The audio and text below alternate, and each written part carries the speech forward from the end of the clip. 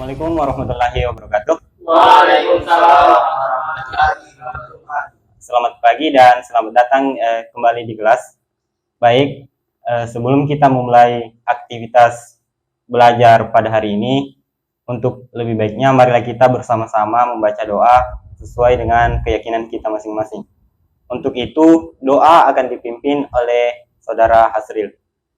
Baik, mari kita berdoa sesuai keyakinan masing-masing, dan untuk Islam saya akan pimpin doanya. Bismillahirrahmanirrahim. Rabbi zidna ilma warzuqna fahman. Ya Allah, tambahkanlah kepada kami ilmu dan berilah kami pemahaman yang baik. Amin. Baik, terima kasih Saudara Hasril. Dan untuk selanjutnya, bagi teman-teman silahkan mencari atau membentuk posisi duduk yang paling nyaman menurutnya, karena di sini pembelajaran akan berlangsung kurang lebih 20 menit. Dan untuk itu saya berikan waktu pada teman-teman, silakan membentuk posisi duduk yang paling nyaman.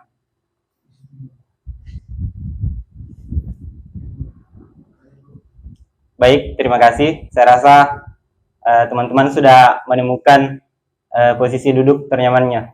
Baik, terlebih dahulu perkenalkan, nama saya Fajar dengan NIM 2002-0550-1011. Baik, jadi di sini saya akan membahas tentang dasar sensor dan transducer.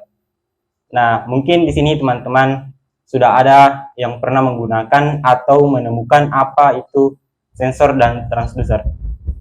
Dipersilakan kepada teman-teman. Ya, silakan. Ya, saya sering melihat di kehidupan sehari-hari sensor, baik itu di sensor remote TV saya, sensor kipas saya, dan AC saya. Baik, terima kasih Saudara Kadir. Baik, berdasarkan apa yang dipaparkan oleh Saudara Kadir, nah, yang salah satunya yaitu remote pada TV. Nah, di situ menggunakan salah satu jenis sensor, yaitu sensor infrared. Dan untuk selanjutnya di sini saya juga akan mensimulasikan salah satu jenis dari sensor, yaitu sensor proximity.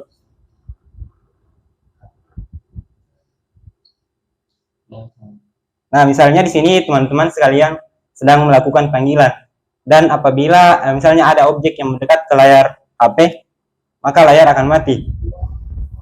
Nah, di sini yang bekerja adalah sensor proximity, di mana ketika ada objek yang mendekat pada jarak tertentu, maka layar pada smartphone otomatis akan mati. Mungkin teman-teman sekalian sudah biasa menggunakannya dalam kehidupan sehari-hari. Baik, untuk selanjutnya, adapun tujuan pembelajaran yang akan kita lakukan pada kesempatan ini, yaitu kita akan mengetahui apa yang dimaksud dengan sensor dan transducer beserta jenis-jenisnya. Baik, langsung saja. Jadi yang pertama, apa yang dimaksud dengan sensor? Jadi di sini sensor adalah komponen atau peralatan yang digunakan untuk mendeteksi suatu besaran tertentu, baik itu besaran fisika, kimia maupun biologi. Mungkin di sini teman-teman bisa menyebutkan salah satu jenis sensor yang diketahui. Baik, kepada Saudara Askabul, dipersilakan. Jadi saya pernah mempelajari tentang suatu sensor yang terdapat pada suatu penerangan penerangan lampu jalan. Itu terdapat suatu sensor LDR di stam. Iya, baik, terima kasih jawaban yang sangat baik dari Saudara Askabul. Baik, jadi di sini saya lanjutkan. Sensor di sini hanya berfungsi untuk mendeteksi atau membaca apa yang dideteksi tersebut. Misalnya hanya membaca cahaya, kemudian mendefinisikan bahwa apa yang ditangkapnya itu adalah cahaya. Dan di sini, adapun yang dimaksud dengan transducer adalah suatu komponen yang terintegrasi dengan sebuah sensor, di mana transducer di sini berfungsi untuk mengubah suatu besaran ke bentuk besaran yang lain. Misalnya tadi sensor disebutkan oleh Saudara Askabul, yaitu LDR, di mana LDR itu sendiri merupakan salah satu jenis dari sensor cahaya. Nah, di sini sensor dan transducer berkolaborasi, di mana sensor LDR mendeteksi cahaya, kemudian transducer mengubah cahaya tersebut menjadi energi listrik.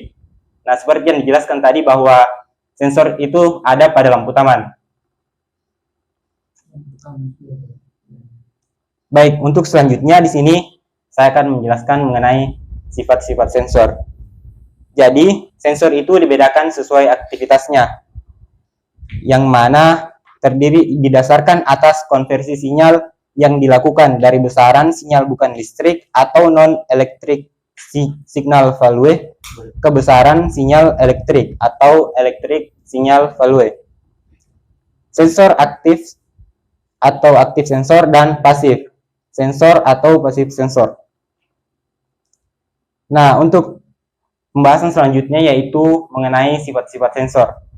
Jadi yang pertama, sensor aktif atau aktif sensor. Mungkin di sini teman-teman ada yang ingin mengajukan pertanyaan sebelum saya melanjutkan. Saya mau sedikit menjelaskan pengalaman saya.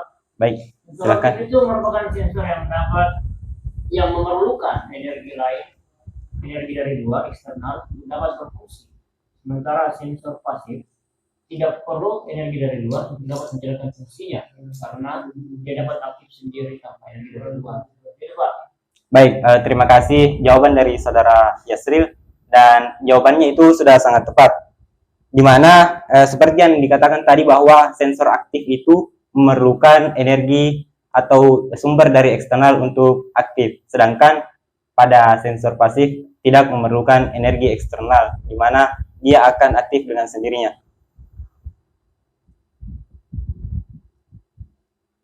Nah, di sini untuk pembahasan selanjutnya klasifikasi sensor dan transducer. Yang pertama, di sini klasifikasinya itu sendiri dibedakan berdasarkan pemakaian sensor.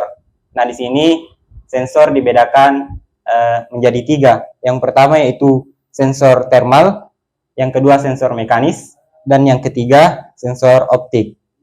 Nah, di sini yang pertama mungkin Saudara Muhyiddin bisa membacakan. Jadi sensor thermal adalah sensor yang digunakan untuk mendeteksi gejala perubahan suhu atau temperatur pada suatu benda padat, cair, dan gas. Nah, sedangkan sensor mekanis itu adalah sensor yang mendeteksi perubahan mekanis seperti perpindahan atau pergeseran posisi gerak, lurus dan melingkar, tekanan, aliran, level, dan sebagainya. Jaja plus 3. 2012. Nah, sensor optik adalah sensor yang mendeteksi perubahan cahaya dari sumber cahaya, pantulan cahaya, atau bias cahaya yang mengenai suatu benda atau ruangan. Baik, terima kasih Saudara Muhyiddin atas bantuannya. Baik, di sini saya akan menambahkan sedikit, di mana salah satu contoh dari jenis sensor thermal yaitu termometer. Nah, mungkin di sini teman-teman bisa menjelaskan atau memberikan penjelasan kepada saya apa fungsi dari termometer itu sendiri. Baik, kepada Saudara Haidar, saya persilahkan. Baik, terima kasih atas kesempatan yang diberikan. Jadi yang dimaksud Bapak ini sensor termometer. Jadi temperatur itu, sensor suhu itu banyak kita temui, apalagi sekarang ini sudah kita lalui namanya PPKM. Ya, pasti setiap kabupaten atau maupun desa itu pasti ada namanya cek suhu, bukan cek suhu, tapi ada panitia untuk melaksanakan PPKM dengan cara mencek suhu ketika ada orang masuk maupun keluar. Oh, baik. Terima kasih Saudara Haidar atas jawabannya. Jadi saya mengulang kembali, di mana termometer itu sendiri berfungsi untuk mendeteksi suhu tubuh dan umumnya digunakan untuk mendeteksi suhu tubuh manusia.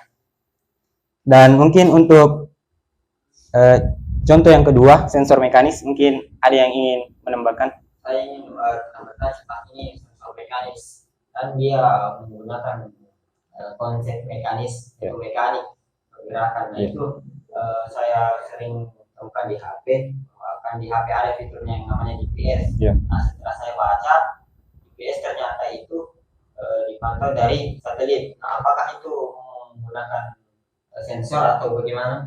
Apakah ada unsur sensor di dalamnya? Atau bagaimana? Baik, terima kasih pertanyaan yang baik dari saudara Muhaimin. Jadi GPS sendiri merupakan salah satu alat yang biasanya digunakan oleh kita Navigasi. ya untuk navigasi, untuk mengetahui di mana lokasi atau posisi keberadaan kita. Jadi GPS sendiri itu biasanya terintegrasi pada suatu alat, misalnya pada HP yang seperti yang dijelaskan tadi. Nah, ketika GPS tersebut aktif, maka GPS akan mengirim datanya ke satelit.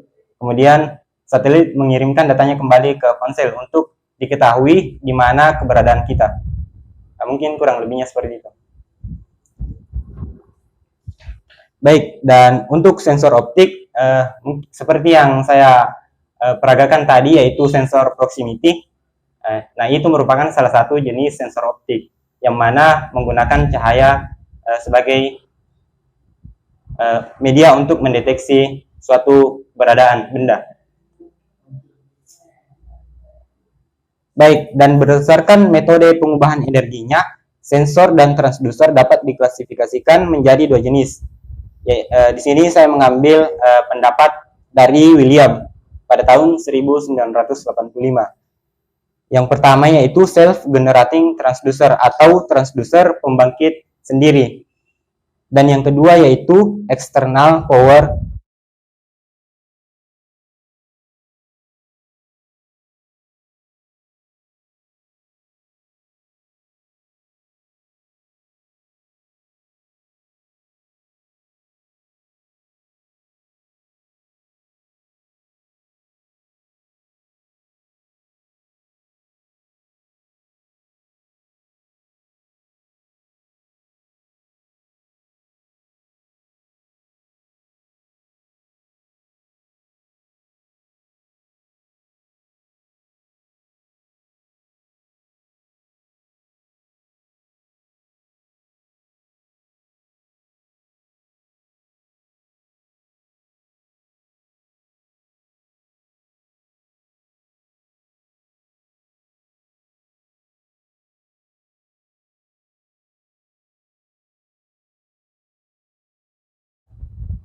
Baik, di sini saya akan melanjutkan, yaitu berdasarkan sifat-sifat dasar keluaran, transducer dan sensor dapat diklasifikasikan menjadi 5 jenis, yaitu yang pertama berdasarkan perubahan resistansi, yang kedua perubahan kapasitansi, yang ketiga perubahan induktansi, yang keempat menghasilkan arus listrik, dan yang kelima menghasilkan tenaga listrik. Dan di sini saya meminta kembali kepada teman-teman untuk memberikan satu contoh untuk sensor atau transducer yang mengalami perubahan resistansi. Saya bertanya, apa itu resistansi? Resistansi itu seperti ya di pelajaran sebelumnya dijelaskan resistansi itu hambatan atau disimbolkan dengan R. Biasanya komponennya itu resistor.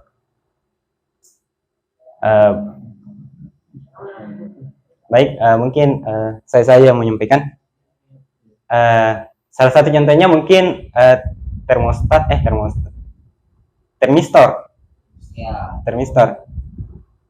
Di mana termistor ketika mengalami perubahan suhu maka resistansinya akan meningkat.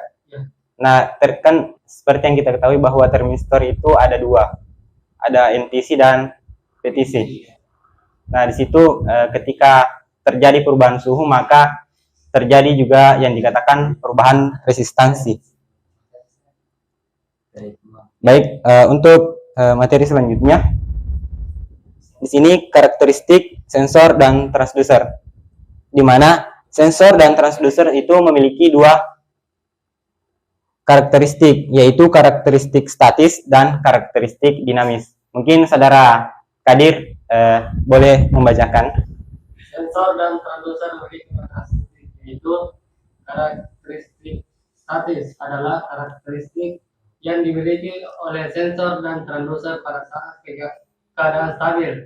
Karakteristik ini tidak dipengaruhi oleh waktu. Karakteristik statis memiliki bagian-bagiannya seperti akurasi, presisi, resolusi, sensitivitas, linearitas, histeresis, span, repeatability. Yang kedua yaitu karakteristik dinamis, adalah karakteristik yang dimiliki oleh sensor dan transducer pada saat keadaan akan siap atau keadaan transient atau sementara. Karakteristik ini dipengaruhi oleh waktu. Karakteristik dinamis terdiri dari rise time, time constant, lead time atau delay, respon, frekuensi, dan parameter order kedua. Baik, terima kasih Saudara Kadir atas bantuannya. Dan untuk pembahasan selanjutnya di sini terdapat penjelasan masing-masing dari yang telah dibacakan oleh Saudara Kadir tadi. Yang pertama, akurasi, di mana akurasi di sini merupakan hubungan ideal antara input dan output yang tidak berubah terhadap waktu. Yang kedua, presisi, di mana presisi adalah kemampuan alat ukur memberikan pembacaan yang sama ketika pengukuran besaran yang dilakukan secara berulang pada kondisi yang sama. Mungkin teman-teman ada yang ingin membacakan untuk penjelasan selanjutnya. Baik, dipersilakan kepada Saudara Askabul. Resolusi adalah kenaikan terkecil pada masukan yang menghasilkan kenaikan lebih besar sehingga dapat terdeteksi pada keluaran. Sensitivitas adalah perubahan keluaran yang terdeteksi karena adanya masukan parameter fisis atau dapat didefinisikan sebagai perubahan keluaran sebagai akibat perubahan nilai masukannya. Selanjutnya, linearitas didefinisikan sebagai kemampuan untuk menghasilkan karakteristik input dan output secara simetris dan linear. Selanjutnya, histeris adalah penyimpangan dari keluaran output sensor pada titik tertentu dari sinyal input ketika didekati dari arah yang berlawanan. Selanjutnya, span adalah jangkauan variabel pengukuran pada instrumen yang direncanakan dapat mengukur secara linear. Dan terakhir, repeatability adalah selisih antara dua pembacaan keluaran dalam suatu pengukuran berulang untuk suatu nilai masukan yang sama yang didekati dari arah yang sama dan dengan kondisi kerja yang sama atau serupa. Baik, terima kasih Saudara Askabul Kafi atas bantuannya. Dan untuk karakteristik dinamis di sini akan dibacakan oleh Saudara Yasril.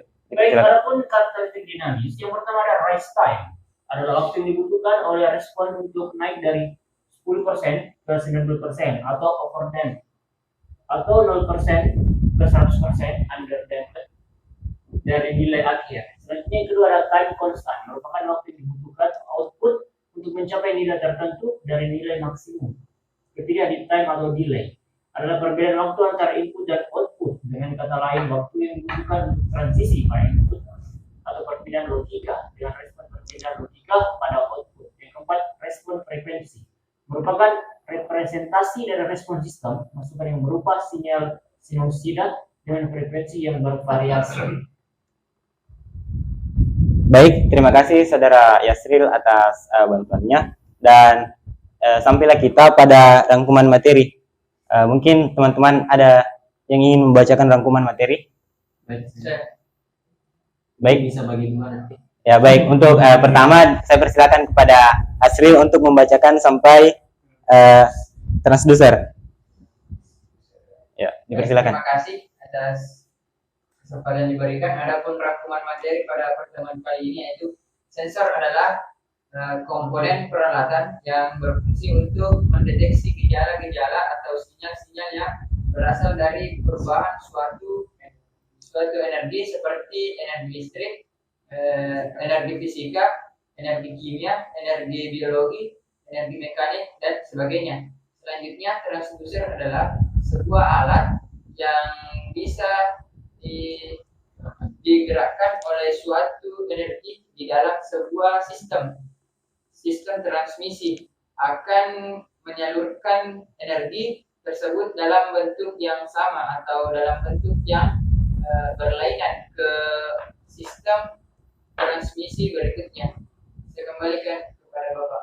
Baik, terima kasih Saudara Asril. Selanjutnya, persilakan Saudara Haidar. Baik, terima kasih atas kesempatannya. Saya lanjutkan dari rangkuman dari pembacaan Asril. Baik, sifat sensor dibagi menjadi dua sesuai fungsinya, yaitu sensor aktif dan sensor pasif.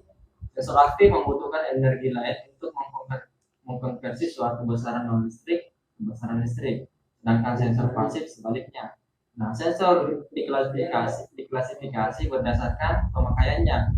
Metode mengubah energinya dan sifat-sifat sinyal keluarannya. Yang terakhir itu sensor dan transducer memiliki karakteristik tersebut dibagi menjadi dua, yaitu karakteristik statis dan karakteristik dinamis. Saya kembali kepada Bapak. Baik, terima kasih Saudara Haidar atas bantuannya. Baik, jadi sampailah kita di penghujung pembelajaran pada hari ini, dan mungkin ada dari teman-teman sekalian yang ingin menyampaikan apa kekurangan dan kelebihan dari pembelajaran yang telah kita laksanakan tadi. Mungkin satu orang mewakili. Baik, silakan kepada ketua kelas. Apa itu? Mungkin tanggapannya terhadap pembelajaran yang baru saja dilakukan. Mungkin kalau tanggapan sih cuma beberapa sih tentang terkait interaksi, mungkin harus lebih diaktifkan dan lebih ditekankan kepada siswa supaya siswanya siswanya lebih bersemangat terkait sensor, karena sensor juga ini kan mendeteksi, jadi siswa juga harus bisa mendeteksi materinya. Jadi jangan hanya sensor yang bisa mendeteksi.